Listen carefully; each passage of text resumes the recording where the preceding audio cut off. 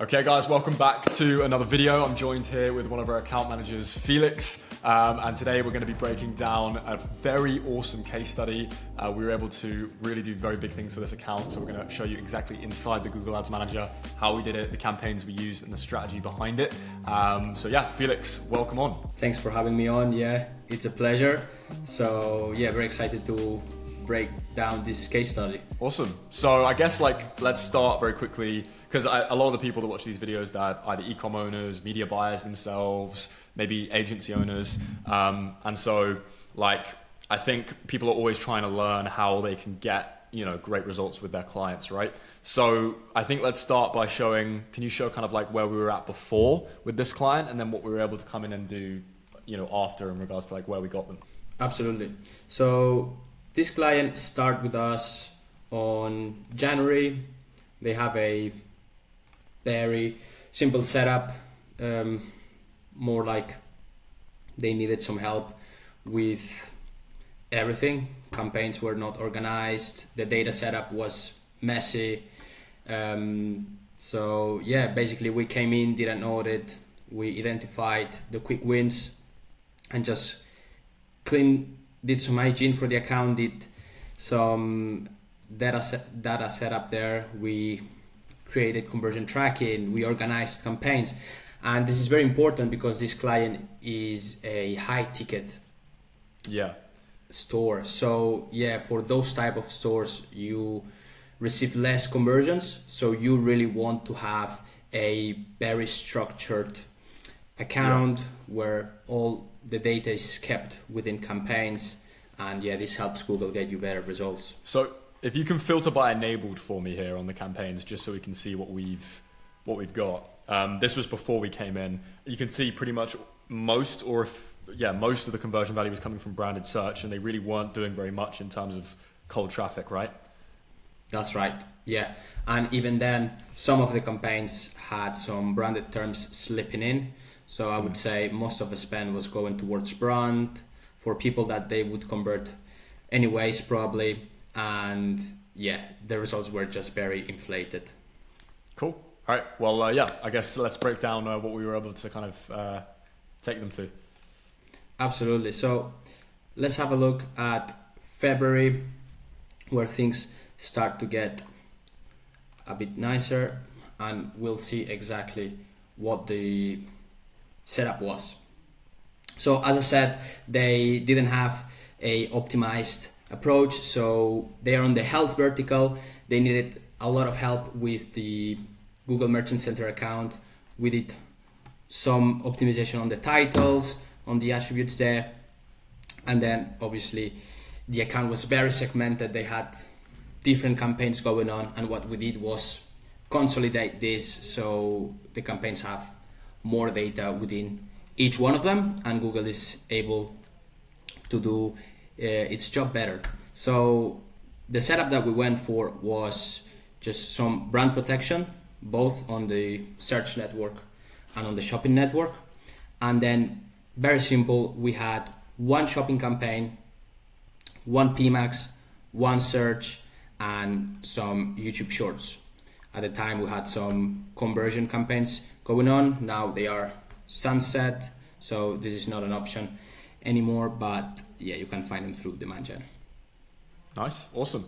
So yeah, I mean, that's pretty cool, right? We were able to kind of take them from pretty much like no new customer revenue in the Google Ads account, no cold traffic focused campaigns, to being able to produce 30,000 from that non-branded shopping campaign, 14,000 from that PMax campaign, a little bit from the non-branded search campaign as well. So yeah, that's pretty cool. I guess like my question would be, why did we go with this setup in particular for this client?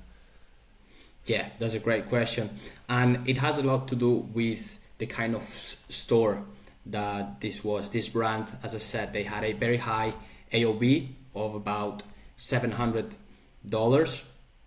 So they are quite high ticket. This means that they receive less conversions. And so we needed a very simple approach, as we say in the agency: simple scales and complexity fails.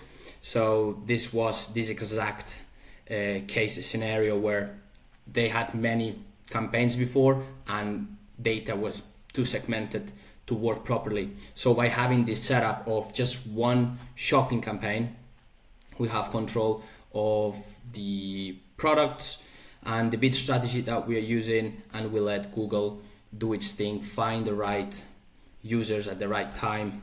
And yeah, it's just more control instead of having different campaigns where each campaign has a few conversions and Google is struggling to optimize to get sales because it doesn't know where to go. Yeah, that's very interesting. So what you don't want to do for an account like this is have like, 5 different PMAX campaigns, each getting a couple conversions each, because as you say, it's, you can still get a lot of revenue for this brand, but obviously through fewer conversions because the ticket's higher. Yeah, makes sense.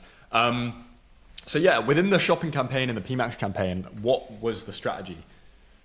Yeah, so let's dive a bit deeper, and what you'll see is that mainly what at the time, just one ad group in which we had all the products there, and so it was very easy for Google to find what was working well.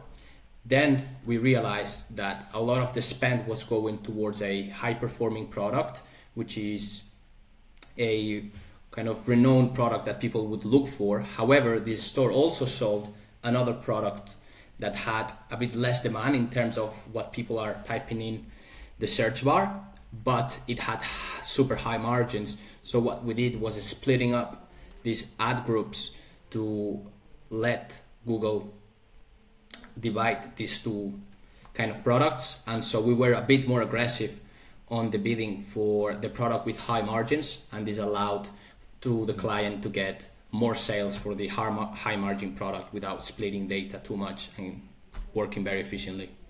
Nice. And using ROAS here, is that what you recommend for shopping? Yeah, so if you're an e-com store, which you probably are if you're watching this, then yes, very likely you will want to use a target ROAS. Once you have enough data, so you want to start with something a bit more manual, maybe maximize clicks or something like that, just to get the ball rolling, and then you'll generate a lot of data, and with that data you want to trim the fat, double down on what works, and as soon as you have enough conversions, definitely move to target ROAS because it's a lot better to get you purchases. Awesome, nice, cool. Okay, and then I guess within PMAX, if that's everything you want to cover in the shopping campaign. Yeah, I would say that's mostly it. You can also play around at the ad group level with the target ROAS. As I explained, we divided the products that were a bit of a higher margin, and we set a lower target ROAS on those, so we were able to bid higher for those products and get more sales, essentially because we knew that the best performing products were already having enough demand to get the ball rolling, and we could be a bit more conservative in there with the target ROAS. So play around with your targets at an ad group level when you use shopping. Nice, awesome. Yeah, cool. All right, so with PMAX, what was the strategy? Let's have a look. For this client specifically, we started PMAX with 2 asset groups. The 2 asset groups at the time were feed only, where we wouldn't even feed it with signals. As you can see here, they were empty, and that's just because Optimizer released a study showing that PMAX without signals, any sort of signals, worked better at finding those new customers usually. So it's worth testing it as well, worth testing no signals in your PMAX. And then the second ad group, as you can see here, it was a full build just with all the images, all the videos, all the headlines. A tip I would recommend to advertisers is to make sure ad strength is set to excellent. It may seem like it's not important, but Google still uses this at some level for ranking. So yeah, definitely make sure you are giving enough headlines, videos, and so on if relevant. And then it's a great way to A/B test which asset group works best, the one with all the assets and then the one that's completely empty and just with the product. Nice. Yeah, awesome. Okay, cool. And so I guess like one question I actually want to ask you is, what was the best month that we had with this client? Was it February, or was it March, or what was it? Yeah, I would say it was February, and that's because we had Valentine's Day. The client asked us if we should do anything special for that day, any sort of sale and so on, and we recommended the client to have a specialized landing page just for Valentine's Day.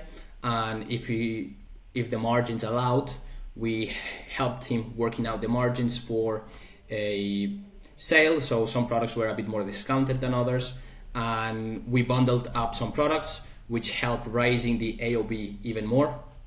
So yeah, February was a good month, especially because of the sale that was an absolute success.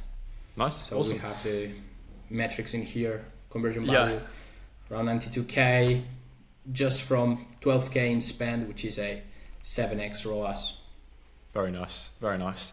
Awesome. Cool. Okay. And then I guess like last question for me is, this seems like a very simple setup, right? Like you got your branded search, you got your shopping, PMAX, branded shopping search. It's kind of like complete Google Ads 101 playbook, which is really cool to see.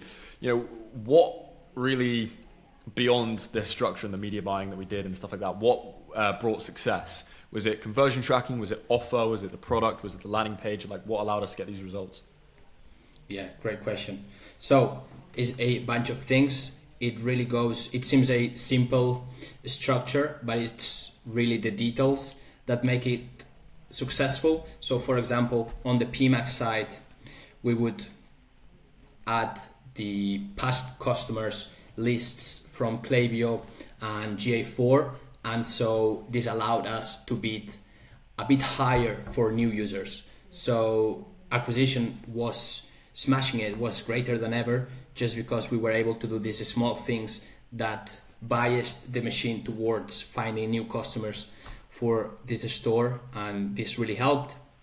Also, as we know, e-com is based on some few metrics like AOB, conversion rate, and sessions. So by having these specialized landing pages, that really helped to have a high quality score on the ads, such as on non-branded search. The same keywords that we were targeting on the ads, they were present on the headlines and they were present on the landing page, giving us a fantastic quality score, and this helped us outrank the competitors of the client. So these things are really important when scaling a brand. Awesome. I love it. Cool. Well, I think this is a really nice case study, actually. Cool to see us kind of like come in and actually, succeed with shopping and PMAX. Any last kind of like thoughts about the account or anything that you want to sort of like finish up with? Yeah, I think, again, we don't need to overcomplicate things. As we see here, this is a very simple setup. When things are done well, you can have great success. So you just need to make sure your products are optimized. They have all the attributes that they need, so users can see them, Google can read them. Same with conversion tracking. And don't be afraid of testing. A lot of the success from this account came from going out of the comfort zone a little bit and testing different stuff, testing broad match, testing PMAX. Client was a bit reluctant because before we came in, they had a very manual setup, but just by using automation, leveraging automation, it allowed us to scale and outrank competitors. So don't be afraid of testing and give it enough time. Otherwise, just don't test. Nice, awesome. Well, I appreciate that, Felix. That's everything for this case study. If you want to get results like this in your Google Ads account, potentially work with the man right here, Felix, then you can click the first link in the description and have a chat with our team. And you can also grab a swipe file as well for free of our best Google Ads that we've run at the agency as well down below. Other than that, like and subscribe, and we will see you in the next video. Thank you for coming on, Felix. Thank you for having me. Cheers. Cheers, guys.